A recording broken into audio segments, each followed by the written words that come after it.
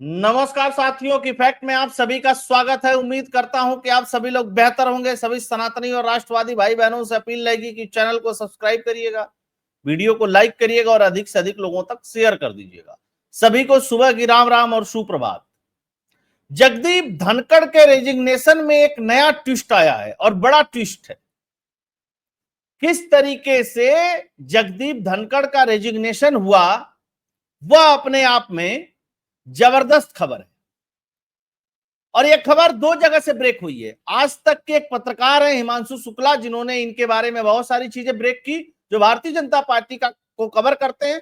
साथ के साथ एनडीटीवी की भी एक रिपोर्ट आई और दोनों रिपोर्ट में काफी समानता है। हम लोग उसी पे चर्चा करेंगे और किस तरीके से जगदीप धनखड़ जो मोदी का खेल बदलना चाहते थे उनका खेल बदल गया। आप सोचिए, जिस प्रधानमंत्री ने इनको वाइस प्रेसिडेंट बनाया ये उसी को आदेश दे रहे थे कांग्रेस के कहने पर। मतलब कांग्रेस ने कहा कि ऑपरेशन सिंदूर पर नरेंद्र मोदी को राज्यसभा में बोलना चाहिए, तो जगदीप धनखड़ ने ये आदेश दिया किरण रिजिजू को कि जाओ और प्रधानमंत्री से कहो कि वो कब बोलेंगे ऑपरेशन सिंदूर पे राज्यसभा में। विपक्ष पूछ रहा है, न विपक्ष तय करता है और न ही उपराष्ट्रपति तय करता है और न ही लोकसभा का चेयरमैन तय करता है कि कौन बोलेगा किस पार्टी की तरफ से। यहां तो फिर भी प्रधानमंत्री की बात है, इतना तय करने का अधिकार नहीं है। समय तय किया जाता है कि फलाने पार्टी के इतने सांसद हैं तो उसको इतना समय मिलेगा राज्यसभा में या लोकसभा में बोलने के लिए। वो पार्टी तय करती है कि कौन कौन वक्ता कितने कितने मिनट बोलेगा, किस क्रम में बोलेगा। यह जगदीप धनखड़ तय करना चाहते थे। जगदीप धनखड़ किस हैसियत से तय करना चाहते थे, इसी बात को पूछ दिया था मीटिंग में कि यह सरकार का काम है, यह प्रधानमंत्री का अपना प्रोटोकॉल है, विपक्ष कैसे तय करेगा। तो आइए इसी पे बात करते हैं हम लोग। साथ के साथ ये जो झुकाने चले थे मोदी को आधे घंटे में निपटा दिए गए और बहुत एक तरीके से कहते हैं ना कि बहुत बेकार एग्जिट हुई उनकी। आज देख लीजिए, कांग्रेसी भी उनके साथ नहीं है, भाजपाई भी उनके साथ नहीं है, कोई नहीं है जगदीप धनखड़ के साथ। जगदीप धनखड़ को बहुत बड़ी गलतफहमी थी कि उनका इस्तीफा देने से इस देश में राजनीतिक भूचाल आ जाएगा। कोई भूचाल नहीं आने वाला है। इन्होंने और क्या क्या कारनामे किए थे इस पे लेकर के मैंने 3-4 वीडियोस बनाए हैं, लेकिन अब वाला जो खेल है वो एकदम इस्तीफे के को कनेक्ट करते हुए है। और वह चीज आज राज्यसभा में जब मतलब ऑपरेशन सिंदूर पे चर्चा हो रही थी, यानी वीडियो जब आप देख रहे हो उससे एक दिन पहले अमित शाह बोलने आए। ध्यान रखिएगा इस बात को, प्रधानमंत्री नहीं आए। धनखड़ खड़गे ने इस पे आपत्ति जताई, खड़गे ने आपत्ति जताई तो अमित शाह ने कहा कि मुझसे ही निपट लो, प्रधानमंत्री को बुलाने के लिए क्यों बेचैन पड़े हुए। यही था, विपक्ष चाहता था कि राज्यसभा में प्रधानमंत्री बोले, जगदीप धनखड़ उसके लिए इंसिस्ट कर रहे थे। इसी के लिए इतना सब कुछ हुआ, प्रधानमंत्री नहीं आए बोलने। अब जबरदस्ती बुलवाओगे, मतलब कांग्रेस जाकर के ओम बिरला को आदेश देगी कि बुलाओ और प्रधानमंत्री से बहस कराओ? नहीं, याद रखना ये नरेंद्र मोदी हैं। आइए देखते हैं क्या क्या हुआ है। 21 जुलाई शाम 4:50 धनखड़ को लेकर के सरकार ने बना ली थी रणनीति, फिर आया इस्तीफा। सरकार ने पूरा मूड बना लिया था कि इनके खिलाफ नो कॉन्फिडेंस मोशन लेकर के आएगी। महाभियोग ने नो कॉन्फिडेंस मोशन और सिग्नेचर हो चुके थे और उसी दिन लेकर के आने के मूड में थी।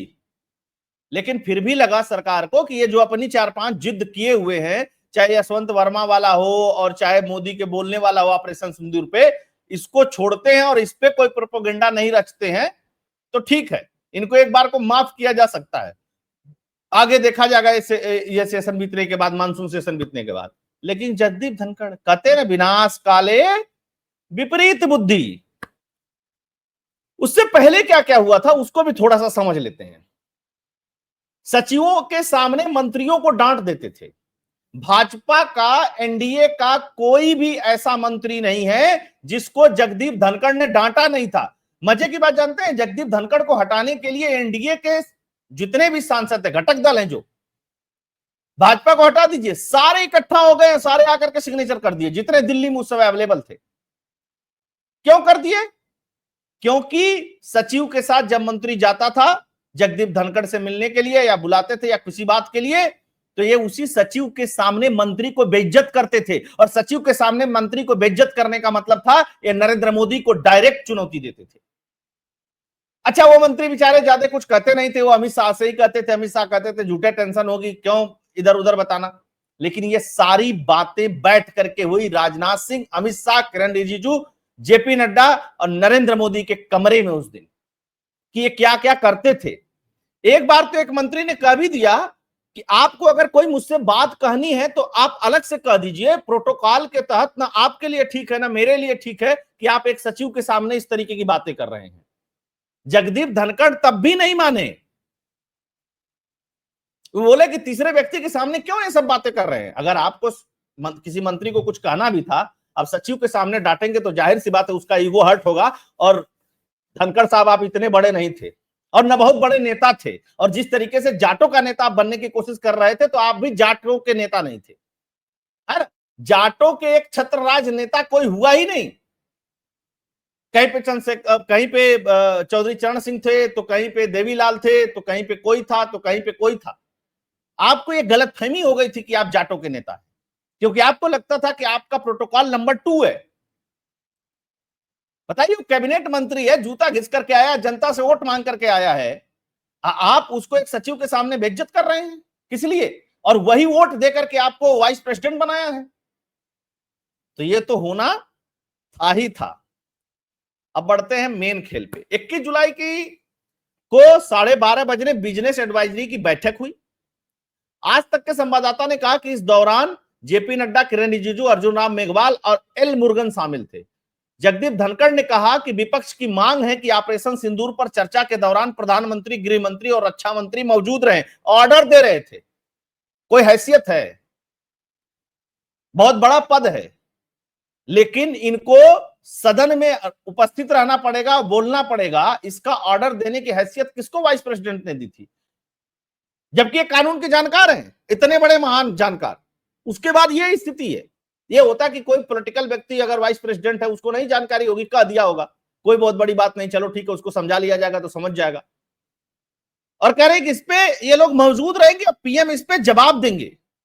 इस पर रिजिजू ने कहा कि बीएससी जो कैबिनेट है, कमेटी है, वो मुद्दे तय करती है और समय तय करती है, और कौन जवाब देगा यह सरकार का निर्णय है।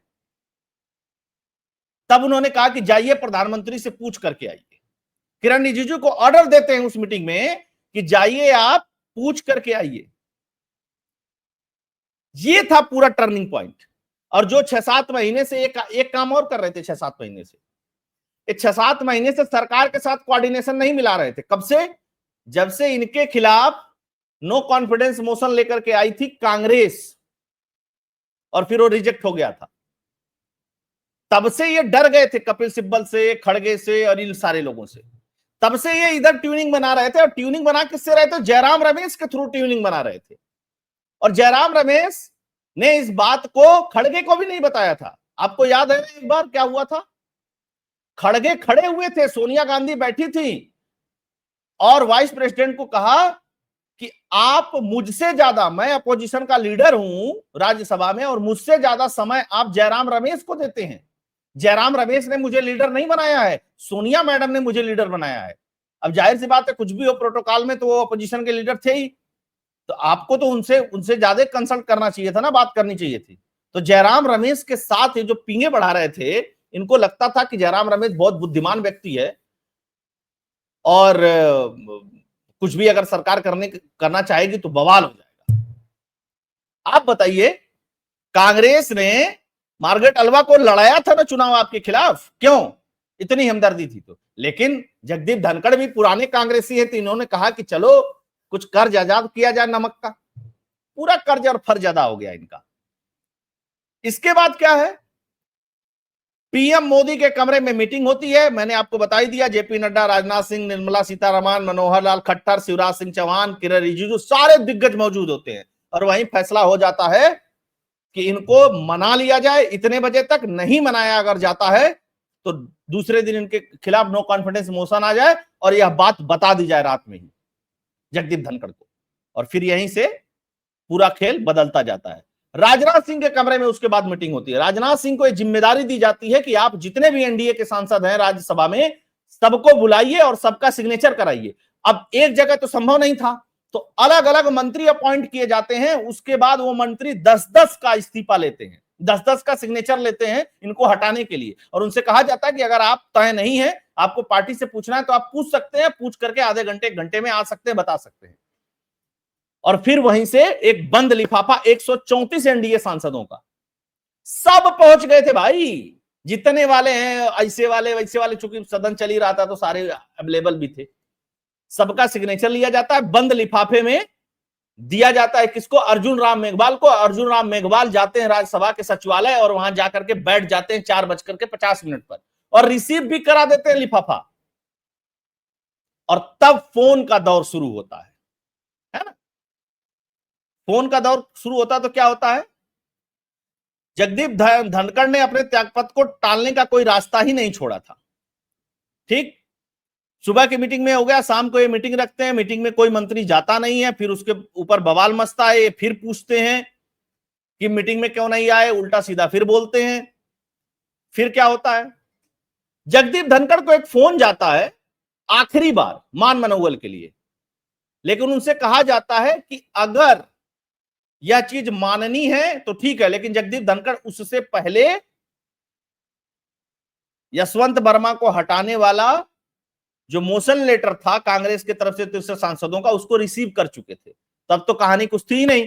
सीधे सीधे कहा जाता है, और नाम आ रहा है अमित शाह का, सीधे सीधे कहा जाता है कि आप इस्तीफा दे दीजिए जाके, और उसमें लिख दीजिए स्वास्थ्य कारणों से दे रहा हूं, और नहीं तो सुबह नो कॉन्फिडेंस मोशन आपके खिलाफ आएगा। और ये पूरा आधे घंटे का क्रम होता है। जगदीप धनखड़ लिखते हैं, लिखवाते हैं इस्तीफा, जो भी हो, जाते हैं उपराष्ट्रपति के यहां। 8 बजे के आसपास की बात है, ये 7:30 बजे तो जयराम रमेश से बात ही करते हैं, लिखते हैं, जाते हैं, आधे घंटा वेट करते हैं और उसके बाद ट्विटर पे पोस्ट कर देते हैं कि स्वास्थ्य कारणों से मैंने इस्तीफा दे दिया। एक चीज मैं आपको बताता हूं, एक वीडियो आप लोगों को सुनाता हूं, क्या हुआ था आज राज्यसभा में। अमित शाह जब बोल रहे थे, सुनिएगा। मैं उसी का जवाब दे रहा हूं। माननीय अध्यक्ष जी, पीएम साहब इनकी ऑफिस में ही है, उनको ज्यादा सुनने का शौक है क्या? भाई मेरे से निपट रहा है, काहे को प्रधानमंत्री जी को बुला रहे हो? और तकलीफ होगी,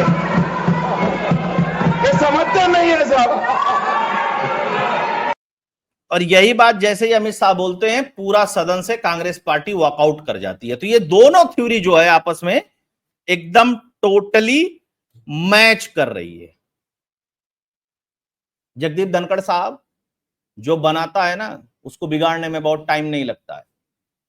अच्छा, और भी कई सारी एक्सक्लूसिव चीजें आ रही हैं इनके बारे में, जैसे ही पुख्ता हो जाएगी तो फिर उस पर हम लोग बात करेंगे। लेकिन एक चीज तय हो गई कि बर्दाश्त करने की क्षमता भाई प्रधानमंत्री नरेंद्र मोदी में, भाजपा में बहुत है। भाजपा समर्थक भी बहुत बार कहते हैं कि इसको क्यों नहीं कुछ करते, उसको क्यों नहीं करते, उसको क्यों नहीं करते।